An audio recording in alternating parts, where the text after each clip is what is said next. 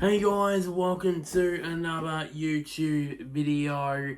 And in the last video, well, I did preview the whole Ashes series itself.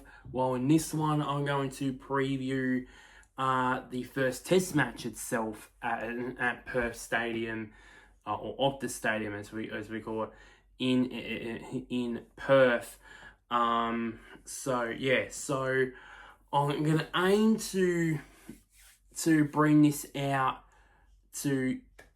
So I'm recording this on the Thursday night beforehand. I'm going to try and get this out before at least the first before the first day's play starts. So let's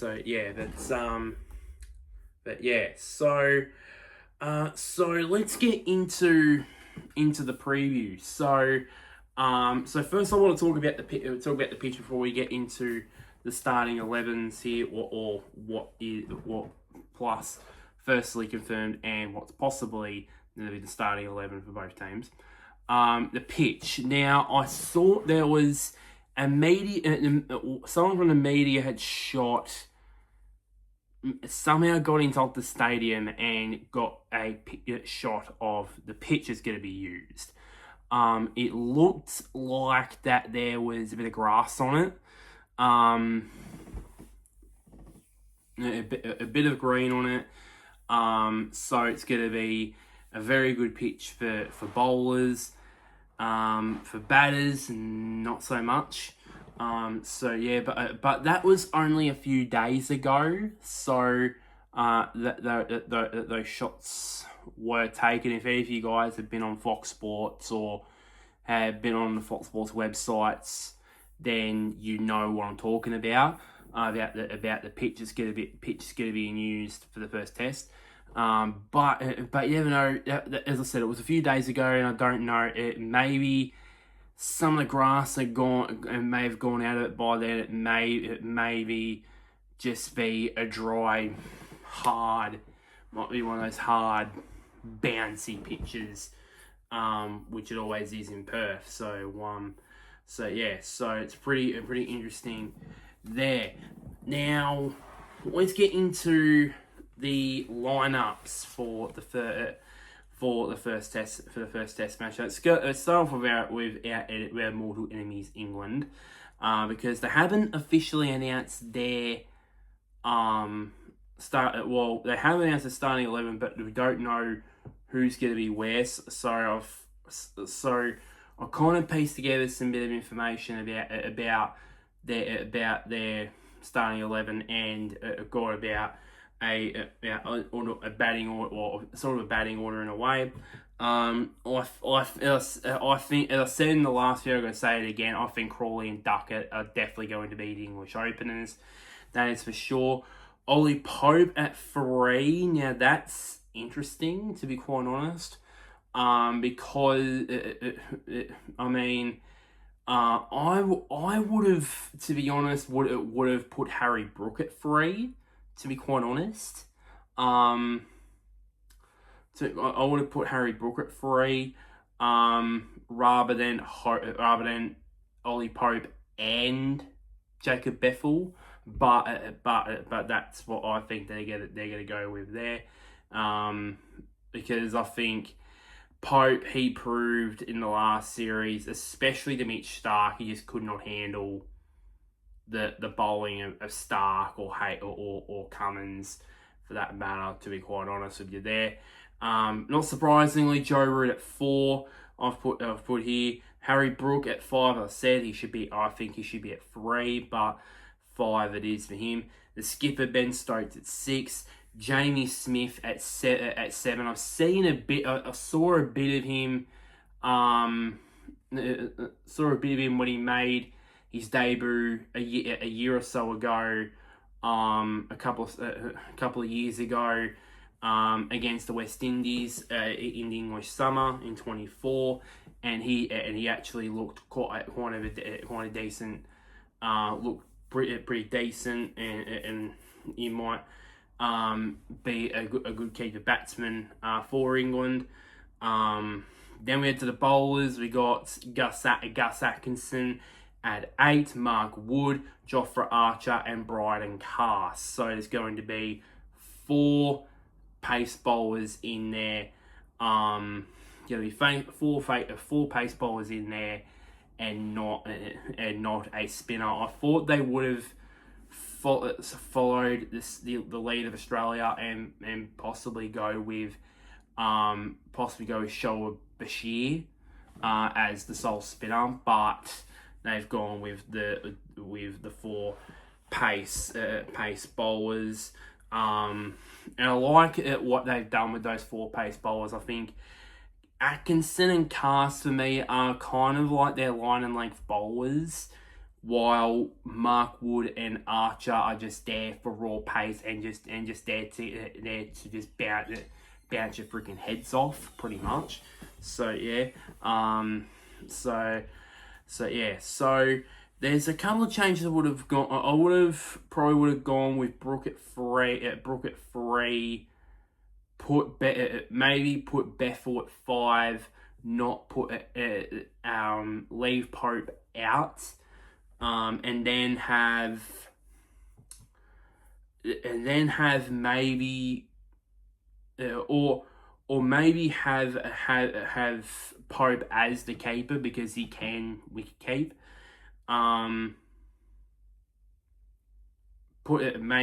Shuffle up a spot, so maybe Pope Pope bats at 5 as a keeper, and then that would leave an extra bowler in there. Maybe to put Bashir in, but then it would leave their batting depth a bit much. So yeah.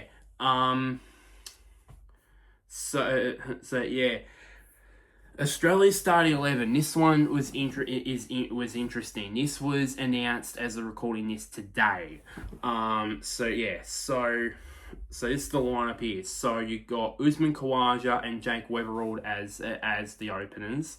Marnus Lamashane at 3, Steve Smith at 4, Travis Head at 5, Cam Green at 6, Alex Carey at 7, Mitch Stark at 8, Nathan Lyon, Brendan Doggett, and Scotty Boland. I'm, to be honest, am not happy with this lineup. I don't know why I'm in. I think I'm in the minority in saying that I think for me now, I think Marnus is preferred position, but for me at least, as opener, because I saw him in the World Test Championship final earlier in the year when he was opener, and all the talk was of him opening, and I first thought when it was announced that he was going to be opening for the World Test Championship final was, this is going to either be the best thing we've ever done, or the worst thing. As it turned out, I thought he looked great as opener. He showed some intent for me. Some people might look at this and go, oh, "Did you watch a different game or something like that?" But I thought he had the right mentality. Unfortunately, he was in that sort of form where he was basically like finding ways to get out, and that's what happened. Because in both innings, I think he got like 22 and 17, but both innings he looked like he liked to go big, but didn't go on with it. So that's what some people, I thought, post that loss in the World Test Championship final of South Africa, everyone thought that it was the move of Marnus to opener that cost us. I don't think so. For me, the reason why we lost that World Test Championship final was the move of Green to 3 instead of Smith.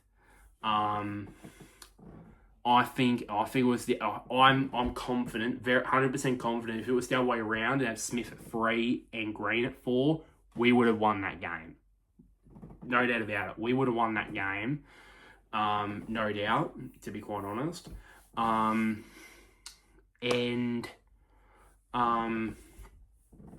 yeah, because I read somewhere that every time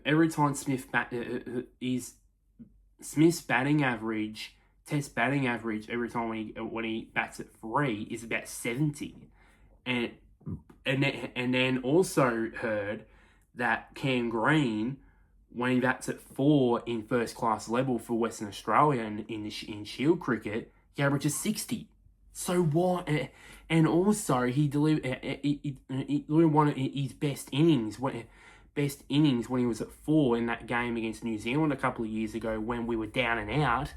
We were on the verge of getting bowled out for under 200 in the first innings and facing a first innings deficit. But because of him, he stayed out there, did like a Smith, Edgbaston 2019 kind of thing. Got 174. I think I don't know if it was not out or not, but got 174, got us a lead, and that was enough. And by the end, 2 days later, we won the Test match. So that proves that he at 4 can be a potential match winner for us, and they have not taken it. They didn't take it in the World Test Championship final, and it looks of things, they haven't taken it now. They haven't taken it. So for me, I'm not saying that Jake Weatherall should not deserve of his place in the starting 11, because based off his Shield form, he is. But I think Lamashane was a better choice an opener for him. Then that will be enough to put Smith in at 3, put Green at 4, have enough room to have Webster still in the side, which he is not, which I can't believe that's the case, because he's performed very well since he's got into this Australian team, with both bat, ball, and in the field. He's taken wickets with the ball, not as a medium pacer, but as a spinner. He's taken superb catches, and even performed 50s under immense pressure. I mean, that 50 that he put in the second innings, we were chasing down 200 or so in the final test against India. That was superb. And also, you get put on that partnership in the Test Championship final against South Africa with Smith, when we were 3 down for not many, and pulled off that partnership. If that partnership hadn't happened, we would have been beaten a lot earlier than that. So for me, I'm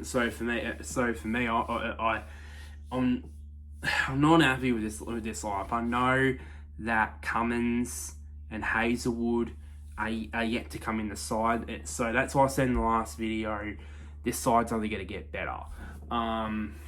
Because I think Doggett, unless Doggett decides to play his heart out and basically get 5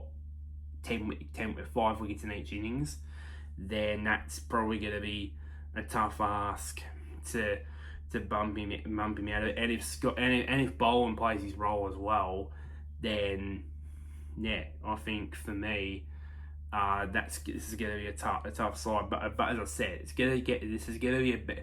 this side gets better. I mean, you add in Hazelwood, you add in Cummins.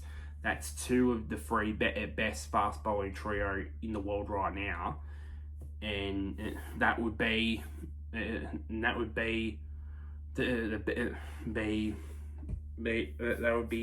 mint ads for Australian fans. So yeah. So prediction for this. I haven't checked the weather. Checked the weather and what's going to be like in Perth. I might as well check that. I might as well check that now. Perth, Western Australia. So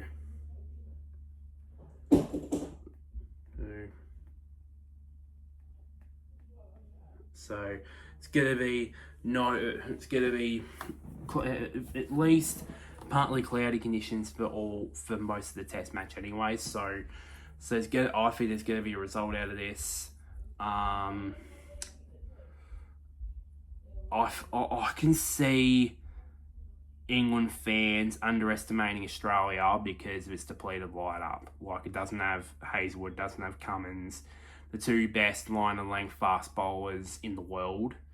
They don't have them. I mean, yes, they have Scott Boland, but they have, Doggett, who's unproven, untried. You have Marnus. You have Marnus back in the side at 3 again. See if his form in the domestic level continues. You got how Weatherall again as well is experienced. He's 31, but like Doggett, he's untried. He's unproven in Test cricket. I can just feel like it's England and just get to underestimate us with this lineup.